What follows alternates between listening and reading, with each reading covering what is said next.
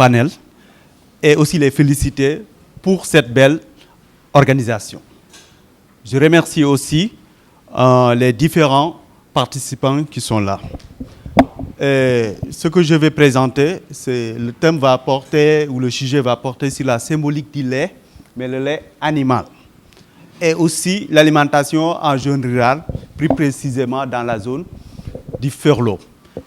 Et cette zone qu'on appelle le Ferlo, je ne vais pas revenir sur sa définition qui est très controversée. Parce que quand on parle du Ferlo, dans son acception, selon les politiques ou les scientifiques, ils vont parler de la zone sylvopastorale ou de ce qu'on appelle la zone agroécologique du Ferlo. Mais en tant qu'anthropologue, quand on va sur le terrain, c'est plus compliqué. Par exemple, des zones comme Yidicingoli, les Peuls vont vous dire, nous, ici, on est dans le Koya. Et on descend de Mbeleche, on vous dit, on est dans le Djolof. On va à Lugueretioli, on vous dit, on est dans le Ferlo. Donc, c'est très complexe. Mais dans la littérature, il y a ce qu'on appelle le Ferlo ferrugineux, à partir de Lugueretioli jusqu'aux alentours de Canel. Et il y a le Ferlo aussi sableux, à partir de l'Abgar jusqu'aux environs du lac de Guerre. Donc, les données qu'on va présenter aujourd'hui ont été collectées dans cette zone qu'on appelle le Ferlo sableux selon les scientifiques et les Peuls, le Koya. Et on a beaucoup parlé du lait, mais on n'a pas encore défini c'est quoi le lait, sa signification. Et les Peuls, selon Biolac, ils ont un seul mot pour dire lait est meilleur, c'est-à-dire Kossam. Et la sociolinguiste nigérienne Salamata Sow dit aussi que le terme de Kossam viendrait de l'expression Kossamti, ce qui est meilleur. Mais nous aussi, en tant que Peuls sénégalais, si on fait l'exercice, si on utilise l'expression Kossamori, il y a la racine, Kossam dedans aussi. Donc, on peut faire aussi cet exercice. Et j'aimerais qu'on revienne dedans. Peut-être aussi, il y a d'autres définitions sur les Peuls qui sont là, du terme lait. Et ce qui m'a aussi marqué, quand j'étais sur le terrain, j'ai mangé avec les gens, j'ai passé beaucoup de temps. Nous, on fait de l'immersion, on passe du temps avec les gens. Et sur le terrain, quand j'entre dans les chambres ou dans les cases, ce que je remarque, il y a toujours deux tables circulaires. L'une à gauche, par rapport au lit conjugal, l'autre à droite. Et les Peuls appellent ça le kagou. Et sur ces tables, à gauche, la table de gauche, il y a toujours les calebasses de lait. Et la table circulaire de droite, il y a les ustensiles de cuisine, comme la marmite, ce qu'on appelle les assiettes, ainsi de suite. Mais on ne les mélange jamais. Et toujours, vous verrez, sur le kagou, destiné au lait, aux calebasses de lait, il y a toujours la grande calebasse, qu'ils appellent le largal.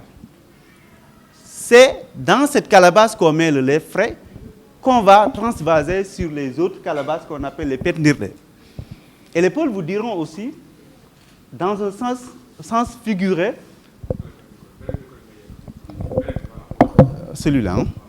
Dans un sens figuré, le largal, c'est celui qui est très instruit, qui est illuminé et qui est généreux dans le partage de ses connaissances. Donc, c'est quelqu'un qui est généreux. C'est notre largal. Comme disaient aussi les Vietnamiens, Ho Chi Minh, c'est l'homme qui éclaire. Mais avec la modernité, on verra que le kagou change. Parce qu'il y a le dur qui entre dans l'habitat. On peut avoir toujours le kagou dans la même position, mais une partie en dur, une partie en bois, et aussi même les calebasses. Là où on avait toujours des calebasses, on peut utiliser aussi des bols en métal. Donc il y a l'introduction de la modernité, entre guillemets, dans cette société pastorale qui n'est pas figée, qui ne vit pas aussi en vase clos. Et autre chose, c'est le hordé kossam ou la louche à lait. excusez-moi aussi, parce que je ne vais pas revenir beaucoup sur les théories, sur la méthodologie. En fonction aussi des gens qui nous étudient, je préfère aller directement au résultat. Il y a le hordé Kossam ou la louche à lait, qui est très sacré, qui est toujours suspendu quelque part, qu'on ne met jamais par terre. C'est cette hordée-là, ou ce hordé, qu'on utilise pour transvaser le lait du largal aux autres calebasses qu'on appelle pendirde ou siftorde. En fonction aussi des milieux. Et il y a le bourgal, ou le fouet à lait. Le bourgal aussi, c'est presque sacré. On utilise le bourgal pour fouetter le lait, surtout quand on prépare le toufam. Le toufam qui est un breuvage sucré, très apprécié des Peuls. Et quand un invité arrive, on lui propose du toufam, mais on ne dit pas prenez du toufam, prenez de l'eau. Cela qui montre aussi qu'il y a une certaine modestie du Peul. Il ne va pas dire que prends du lait, mais comme c'est quelque chose de sacré, il vous dit prenez de l'eau. Et quand vous allez boire, vous allez voir même que c'est du lait, c'est le toufam. Et ce bourgal-là est toujours suspendu, on ne le met aussi jamais par terre. Et certains m'ont dit, pour fructifier le bétail, ils peuvent fabriquer leur propre bourgal au lieu de l'acheter. Ils vont prendre la racine d'une plante qu'on appelle le tiidi et ils l'utilisent pour faire le toufam et ça permet aussi de fructifier le bétail. Et donc, pour arriver sur la consommation de lait, j'ai fait une sorte d'ethno-histoire de leur alimentation. Quand on est arrivé, il y a quelque chose qui revenait en général. Notre alimentation a changé. Mais en tant que chercheur, il faut maîtriser le temps. Depuis quand leur alimentation a changé? Quel a été le moment de rupture? Et ils m'ont dit que c'est à partir des années 1970, quand il y avait cette crise climatique qui avait touché pas mal de pays du Sahel, la Haute-Volta, le Sénégal, le Mali, le Niger, le Tchad. Et donc, c'est pendant cette période qu'ils ont remarqué des changements radicaux sur leur alimentation. Avant, depuis leur arrivée, supposée d'Égypte, jusqu'aux rives sud du fleuve Sénégal, cette zone-là qu'on appelait le Ferlo était comme un pays de cocagne. Les gens mangeaient bien, étaient en bonne santé, ils mangeaient beaucoup de viande, beaucoup de lait aussi. Est-ce que c'est vrai ou c'est faux?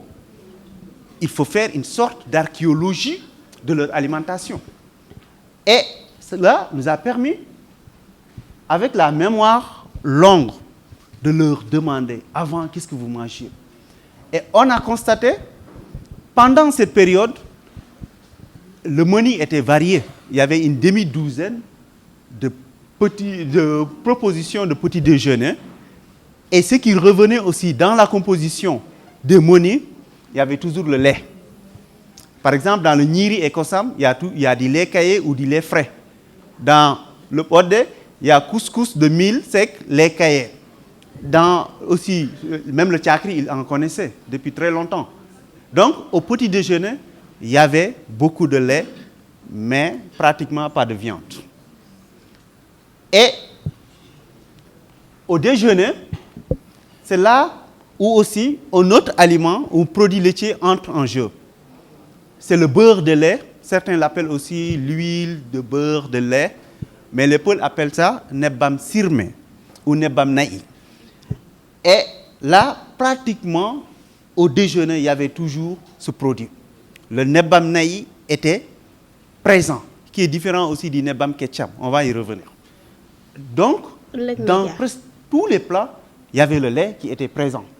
Mais il y avait aussi la viande au déjeuner. Il y avait le mil.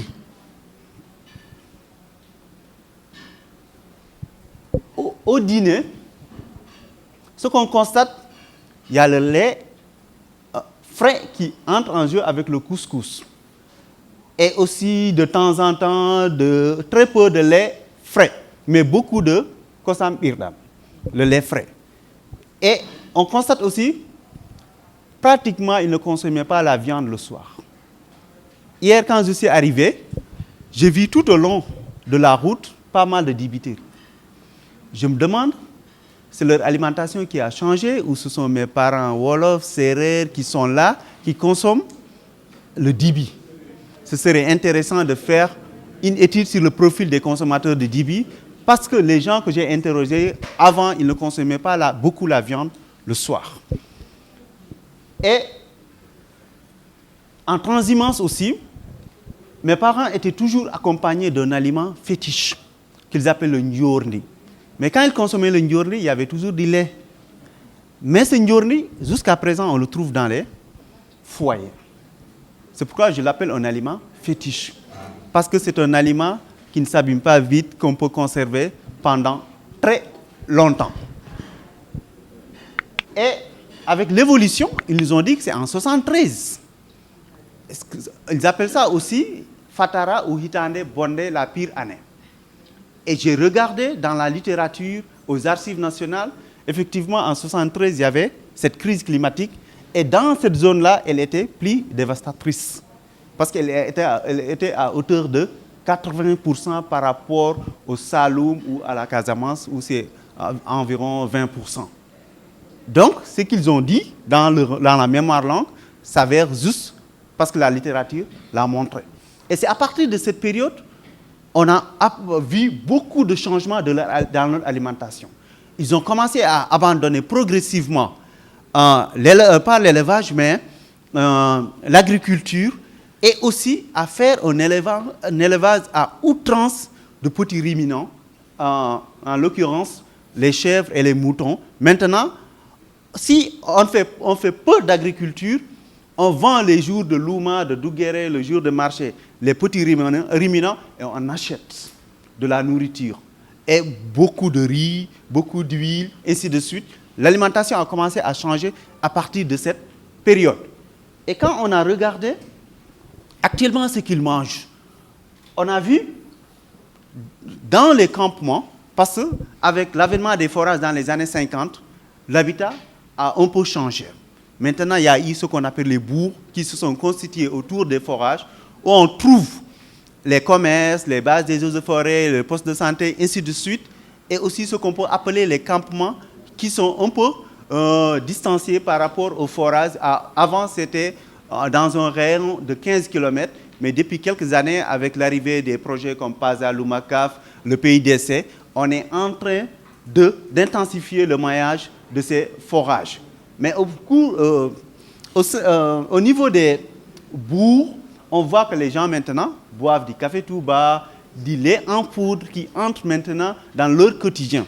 Et quand on parle du lait en poudre, on peut en revenir. Hein. Ce n'est pas seulement du lait. Ça peut être du lait entier, ça peut être du lait aussi avec une bonne partie en végétaux. Mais on parle toujours de lait en poudre. Et au déjeuner, avant, il y avait beaucoup de viande, il y avait beaucoup de lait, mais là, pratiquement, il n'y a pas de lait. C'est du mafé, du domada, du yasse poulet, du soupou kandé que les gens mangent. Pas de lait, pas de nebam sirme au déjeuner. Au dîner aussi, quand on voit l'apparition du lait, c'est quand ils mangent du sombi ou du fondé. Et ce n'est pas toujours le lait de vache, ça peut être du lait de la cantine Nerso qui est à côté ou du lait en poudre.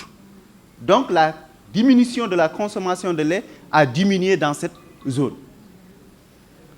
Et au niveau des campements, c'est un peu différent aussi. Parce qu'au petit déjeuner, parfois on prépare surtout du riz au niébé, le maro niébé des babas là. Et aussi du thé, il y a toujours le njorni qui est présent parfois avec du lait. Et au déjeuner, ce qui revient régulièrement, c'est le maro niébé.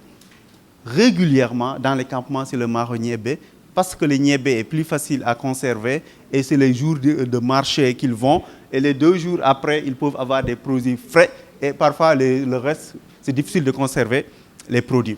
Et le dîner aussi, c'est toujours le ngouro bababe, le maro niébé, et aussi rarement du couscous. Donc on voit, il y a très peu de riz, très peu de viande dans ce qu'ils mangent actuellement par rapport à vos données dans la zone de Richardson. Donc, là, c'est l'aspect consommation. Le lait aussi sert à autre chose, ce n'est pas seulement pour manger, pour boire. Il a d'autres vertus. Quand l'enfant vient de naître, les poules font le topungol. Et ça, c'est la première goutte de lait qui doit entrer dans sa bouche. Et le peuple préfère le lait de vache, de chèvre. Parce qu'ils disent que la chèvre, elle est intelligente. Le lait de chèvre symbolise l'intelligence. Mais le lait à éviter, c'est le lait de brebis. Parce que pour eux, la brebis symbolise la naïveté. Donc, mais on voit avec ce qu'on appelle le syncrétisme, il y a des résistances. Parfois, ils vous disent que l'islam l'interdit. L'islam préfère l'eau bénite. Parfois aussi, les soignants qui sont dans la zone refusent. Ils préfèrent que l'enfant aussi utilise le lait de sa mère, surtout le colostrum qui est très riche, dès le début. Et autre chose, on a constaté que le lait aussi peut protéger. Ils m'ont dit que quand ils sont dans la brousse, et quand ils sortent, vous savez, mes parents transhumants, ils n'ont pas peur des serpents ni des escorpions. Après, j'ai compris. Ils vont prendre du lait frais qu'ils vont l'asperger sur leurs pieds. Et tout ce qui est serpent, escorpion vont les fuir. Je me demande, est-ce qu'il n'y a pas un produit répulsif dans le lait? Ça, pour moi, ça mérite d'être étudié. Est-ce qu'il n'y a pas de répulsif dans le lait? Pourquoi ils le font? Et ils sont protégés contre les piqûres de scorpions et les morsures de serpents. Ça, c'est une perspective. Le lait aussi peut être utilisé comme un médicament. Je vais essayer d'aller vite pour tenir le temps. Je pense que c'est bon comme ça. Le lait d'ânesse est utilisé pour soigner une maladie qu'ils appellent le téco. Et j'ai demandé, certains m'ont dit que le téco, c'est la coqueluche. C'est la coqueluche, le lait d'ânesse. Et le petit lait aussi peut faire baisser la fièvre. Une bouillie aussi préparée avec du petit lait qu'ils appellent le foléré parce que ça a juste le goût de l'oseille de Guinée peut aussi redonner l'appétit. Le beurre de lait cru, cette fois-ci, ce n'est pas le beurre de lait cuit, mais cru, qu'ils appellent nebam ketcham. Nebam ketcham. Aussi, pour soigner les maux de tête, épure aussi le ventre de l'enfant, surtout du nouveau-né. Et le beurre de lait cru aussi soigne les œdèmes. Donc, ce nebam ketcham-là, on ne le trouve pas dans les marchés, sur les marchés, mais on le trouve régulièrement dans les foyers. C'est gardé comme médicament. Et aussi, vous allez voir, c'est utilisé aussi comme produit cosmétique. Parce que ce beurre de lait cru, nebam ketcham aussi, peut être utilisé comme huile de massage. Il est aussi utilisé pour le soin des cheveux, la chevelure. Pour avoir une chevelure très longue, ils utilisent le nebam ketcham. Le beurre de lait cru mélangé avec des cendres de tiges de mil ou d'écorce d'Escloria caria biria était utilisé. Là, je dis était. Depuis ici, le beurre de lait cru était utilisé pour le soin des cheveux et aussi, il était utilisé pour s'épouiller. Ça paraît, ils utilisaient les tiges de mil ou d'Esclerocaria biria, ce que le peuple appelle eri. Et ça, là, ils appellent ça tchekiri. Ils le mélangeaient avec le beurre de lait pour tuer les poux. Donc, il y a toute une expérience, une connaissance autour de ce nebam ketcham. Mais pourquoi je disais il était utilisé? Maintenant, lors des marchés hebdomadaires, les gens se rabattent aux produits cosmétiques qui sont vendus. Ils préfèrent parce que pour eux, c'est plus moderne. Pour eux aussi, ça fait fun, ainsi de suite. Donc, vous voyez l'introduction de la modernité dans les foyers. Et pour conclure, dans mes perspectives, j'aimerais travailler sur les laiteries. Ça peut être les laiteries du berger, ça peut être les laiteries comme Adit ou fromagerie du Ferlo, ou en Casamance aussi, parce qu'il paraît qu'il y a pas mal de laiteries dans le Kolda. Donc, j'aimerais, dans mes prochaines recherches, travailler sur ça, sur les acteurs, avec une approche très anthropologique. Je vous remercie de votre attention. bu leen fàtte bës ci abonné ak ci cloche bi ngir ngeen mën a jot xibaaru Ëllëg Média. Audio Jungle.